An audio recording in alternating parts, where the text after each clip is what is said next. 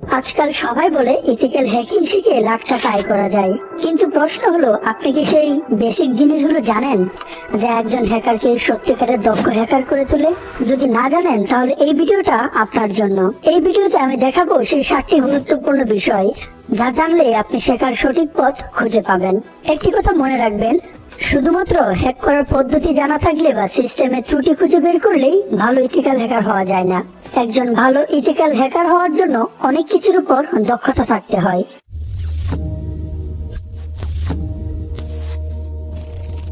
Number 1, programming language সম্পর্কে ধারণা থাকা। একজন প্রফেশনাল ইথিক্যাল হ্যাকার হতে হলে আপনাকে প্রোগ্রামিং ল্যাঙ্গুয়েজ সম্পর্কে ধারণা রাখতে হবে। আমরা যে সফটওয়্যার, মোবাইল অ্যাপ্লিকেশন এবং ওয়েব অ্যাপ্লিকেশন ইত্যাদি ব্যবহার করি, এগুলো কোনো না কোনো প্রোগ্রামিং ল্যাঙ্গুয়েজ দিয়ে তৈরি। তাই সবার প্রথমে এই নলেজটি আপনার থাকতেই হবে, তবেই আপনি সিস্টেমের বিভিন্ন ভাগ খুঁজে বের করতে পারবেন এবং বিভিন্ন কোড পরিবর্তন করে বা কোড ডিটেক্ট করে আপনি সিস্টেমের অবস্থা বুঝতে পারবেন। এছাড়াও আপনি চাইলে পরবর্তীতে নিজের জন্য টুলসও বানাতে পারবেন। তবে একদম শুরু থেকে যে আপনার প্রোগ্রামিং ধারণা থাকতে হবে এমন কোনো শর্ত নেই। প্রোগ্রামিং না জেনেও বিভিন্ন টুলস এবং সফটওয়্যারের ব্যবহার জেনেও হ্যাকার হওয়া যায়। পরবর্তীতে আপনি প্রোগ্রামিং শিখলে ধীরে ধীরে ভালো মানের ইথিক্যাল হ্যাকার হতে পারবেন। আর ইথিক্যাল হ্যাকিং শেখার আগে যারা প্রোগ্রামিং জানে তাদের জন্য ইথিক্যাল হ্যাকিং শেখাটা আর অনেক বেশি সহজ হয়ে যায়। নাম্বার 2, ডাটাবেস সম্পর্কে ধারণা। প্রোগ্রামিং এর সাথে ডাটাবেস যথেষ্ট ভালোভাবে জড়িত। ডাটাবেসের কোয়ারি কিভাবে চালিয়ে ডাটা বের করে আনতে হয় তা অবশ্যই জানা থাকতে হবে। তবে এটাও যে শুরুতে জানা থাকতে হবে তা কিন্তু না। আপনি ইথিক্যাল হ্যাকিং শেখার পাশাপাশি ডাটাবেস শিখে নিতে পারেন। তবে ডাটাবেস সম্পর্কে আপনার ভালো ধারণা থাকতেই হবে যদি আপনি প্রফেশনাল ভাবে হ্যাকিং শিখতে চান। কিছু জনপ্রিয় ডাটাবেস হচ্ছে MySQL, MongoDB এবং Oracle ডাটাবেস। এই ডাটাবেসগুলো সম্পর্কে যদি আপনার ধারণা থাকে তাহলে ইথিক্যাল হ্যাকার হওয়ার জন্য আপনার পথ অনেকটাই সহজ হয়ে যাবে। নাম্বার 3, অপারেটিং সিস্টেম সম্পর্কে ধারণা। অপারেটিং সিস্টেম তো অনেক ধরনের আছে, যেমন লিনাক্স, ম্যাক, ওএস, উইন্ডোজ ইত্যাদি। হ্যাকারদের জন্য পারফেক্ট অপারেটিং সিস্টেম হচ্ছে লিনাক্স।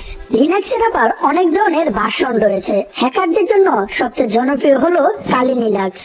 প্রতিটি লিনাক্সের শত শত কমান্ড লাইনের মধ্যে সিস্টেম নিয়ে কাজ করা হয়ে থাকে। তাই আপনি যদি প্রফেশনাল ভাবে ইথিক্যাল হ্যাকিং শিখতে চান তাহলে এইসব অপারেটিং সিস্টেম সম্পর্কে ভালো ধারণা থাকতে হবে। নাম্বার 4, নেটওয়ার্কিং সম্পর্কে ধারণা। অনেকেই সরাসরি হ্যাকিং শেখার জন্য মাঠে নেমে পড়েন, যেটা আমি ব্যক্তিগতভাবে ভুল সিদ্ধান্ত বলে মনে করি। হ্যাকিং বা ইথিক্যাল হ্যাকিং আপনি যাই কিছু শেখান না কেন, আপনাকে নেটওয়ার্কিং সম্পর্কে অবশ্যই জ্ঞান অর্জন করতে হবে। তারপর ইথিক্যাল হ্যাকিং শেখাটা আমি সঠিক মনে করি।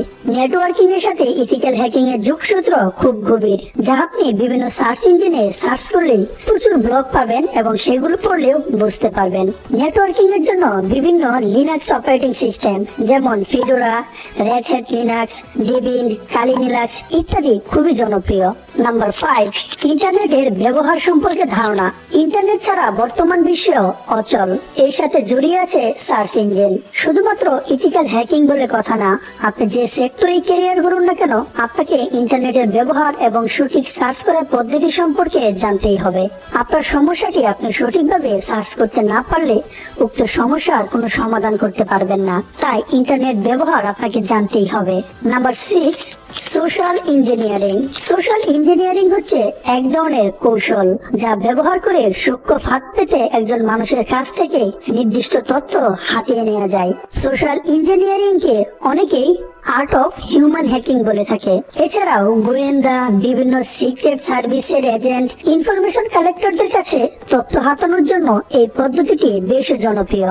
ভিকটিমকে কোনো প্রকার আঘাত না করে, নিজের মূল চরিত্রটা প্রকাশ না করে শুধুমাত্র মনস্তাত্ত্বিকভাবে হাতানোর ব্যাপারটাই এই কৌশলটাকে অনেক শক্তিশালী এবং কার্যকর করে। তাই একজন এক্সপার্ট ইথিক্যাল হ্যাকার হতে এই ব্যাপারটি সম্পর্কে ধারণা থাকতে হবে। আশা করি এই ভিডিওটি দেখার পর বুঝতে পেরেছেন একজন ইথিক্যাল হ্যাকার বা সাইবার সিকিউরিটি এক্সপার্ট হতে হলে আপনার কি কি বিষয়ের উপর ধারণা থাকতে হবে।